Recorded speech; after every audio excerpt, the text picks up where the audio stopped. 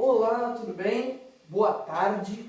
Hoje eu estou aqui porque nós vamos abordar sobre o SUS. Mas a minha parte, eu vou destacar principalmente os pontos positivos e negativos. Mas antes da gente começar, eu quero falar duas coisas muito importantes. Primeiro é parabenizar os que nos auxiliaram nesse processo de aprendizagem, que apesar da gente estar à distância, não exclui a viabilidade de fazer algo com qualidade, com excelência, com o lema dos Celulares. Eu gostaria de parabenizar o Luiz Nogueira, meu professor querido de Física, Márcia, minha professora querida de Química, e a minha querida professora de Inglês, a Renane. O segundo ponto que eu queria destacar é: pesquisa é dados. Então vamos lá.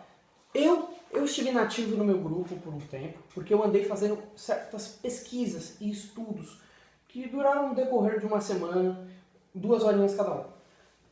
Uma pesquisa, ela é baseada no Instituto de Pesquisa Econômica Analítica, que foi realizado em 2011, mas os dados dele se refletem no SUS da Baixada Santista e principalmente no SUS de Santos. O segundo foi realizado em 4 de novembro, bem atual. Então vamos começar. Uma pesquisa realizada pelo Instituto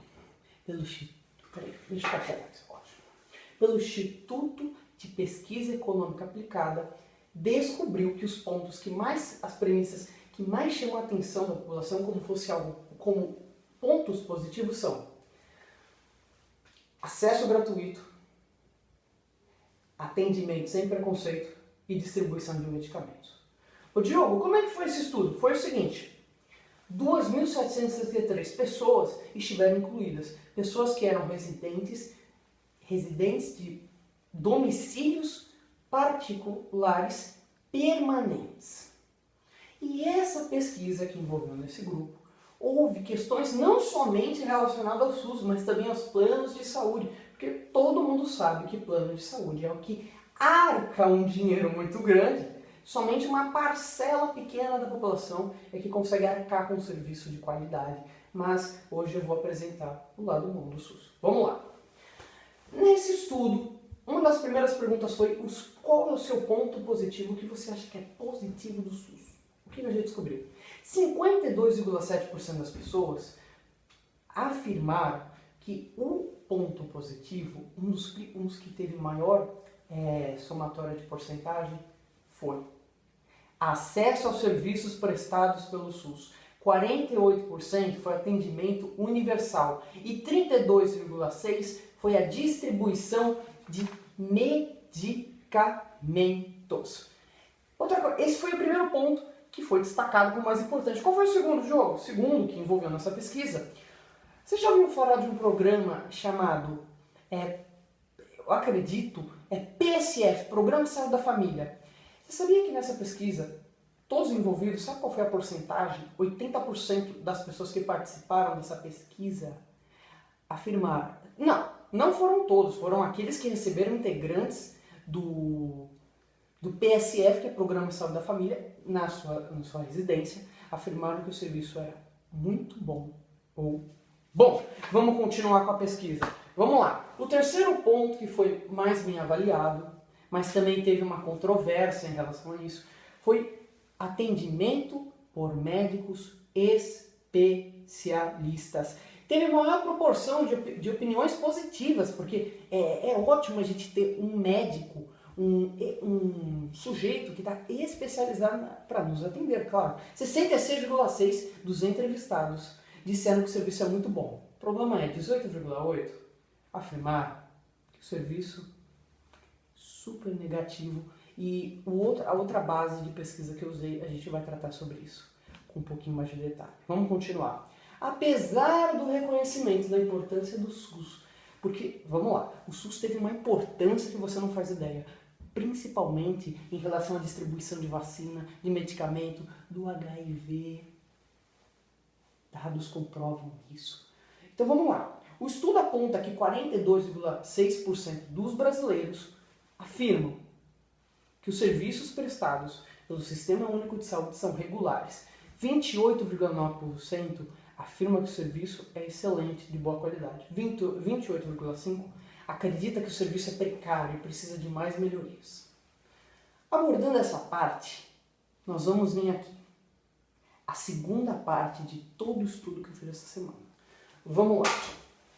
Você já está cansado de saber que filas, aquele famoso estereótipo que foi empregado na gente de filas, de demora de atendimento, serviços precários, a gente vai entrar adentro disso mais a fundo. Então vamos lá. Qual foi um dos primeiros pontos que foram os mais criticados? Falta de médicos especializados.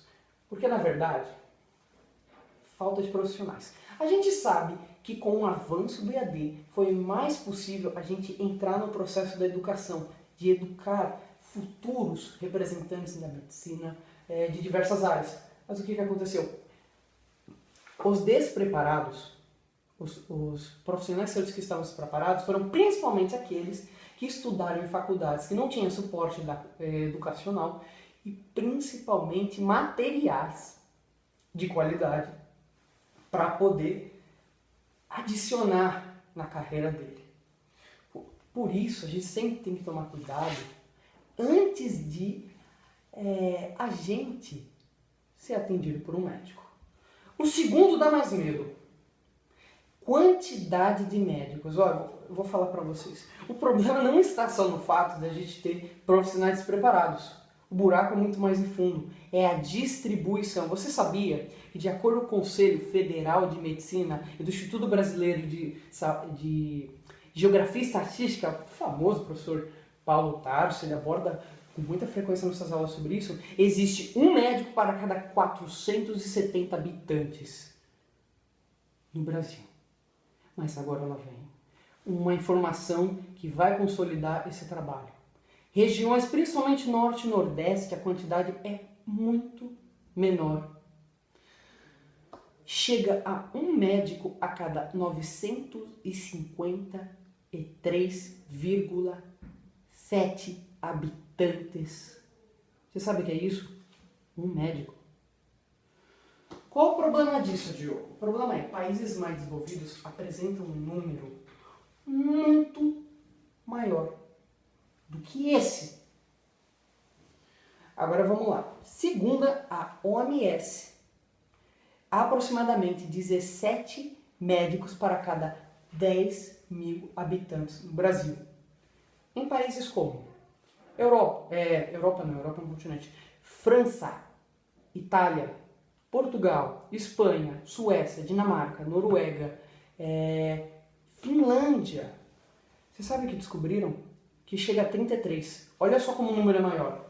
Então o Brasil, nesse quesito, está despreparado e precisa investir uma quantidade, tem que ter um preparo para mostrar a excelência da nossa nação. Longo tempo de espera.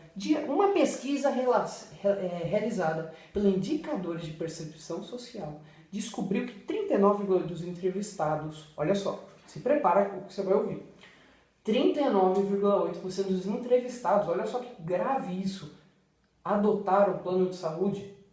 Não porque não estavam insatisfeitos, mas porque a demora de espera da fila, que foi o terceiro tópico que foi mais criticado, eles decidiram adotar o plano de saúde porque não aguentavam esperar. As filas. Desperdício de tempo é o quarto tópico. Eu vou abordar aqui. Os hospitais acabam gastando, os hospitais, muito tempo sem necessidade. É também uma grande falta de controle e distribuição de profissionais por pacientes. E uma das coisas interessantes é entender o seguinte. O SUS, ele também é conhecido muito bem porque tem vários médicos de várias especialidades. Mas tem um porém. Devido à quantidade exacerbada de pacientes que existem que demandam um tratamento, acaba ficando muito difícil. Você ficar em filas, um processo demorado, um processo que chega até a ser angustiante e mortal. Falta de leitos. Em 2017, vamos para lá. Esse é interessante. Em 2017, o CFM declarou que o aumento do número de leitos é a terceira necessidade mais citada pelo povo brasileiro. E de acordo com o relatório Tem também má administração financeira, atendimento pouco humanizado, escasso atendimento na emergência. Desses três, eu vou falar para vocês quais são os dados. Segundo Oswaldo Yoshimi Tanaka, diretor de Faculdade de Saúde Pública do USP, o SUS está subfinanciando e não recebe dinheiro suficiente para atender sua demanda, o que acaba criando uma situação precária, pouco humanizada. Por exemplo, o indivíduo, isso aqui eu não estou usando achismo, está nos relatórios que eu consegui encontrar com veracidade científica. O indivíduo chega com alguma dor de cabeça. Você lembra aquela história da virose? É esse ponto que estão retratando. Há uma pré-definição do diagnóstico, sem ter o médico ele acaba dando um pré-diagnóstico sem se aprofundar muito na condição do paciente. O que acaba acontecendo? Acaba acontecendo é que o atendimento fica pouco humanizado, fica algo muito monótono, algo como uma fábrica da Revolução Inglesa, se você me entende. Escasso atendimento na emergência.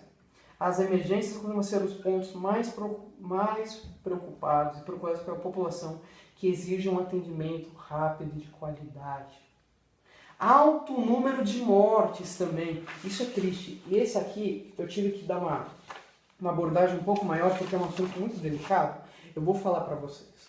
A falta de agilidade e o despreparo para uma atividade ser feita até 2 horas, período de maior possibilidade de sobrevivência após um evento catastrófico, são os grandes problemas no momento de atender os pacientes com problema no coração. Com pequenas mudanças e melhorias na estrutura, é possível reduzir esse número. O que a gente conseguiu ver? A gente conseguiu ver o seguinte, nestas pesquisas que eu andei realizando. A gente sempre tem que analisar os dois lados da moeda de uma situação. A gente nunca deve se basear em opiniões, a gente nunca deve se basear em informações soltas. Devemos se basear em dados concretos. Agradeço, muito obrigado. Fiquem com Deus. Bye, pessoal.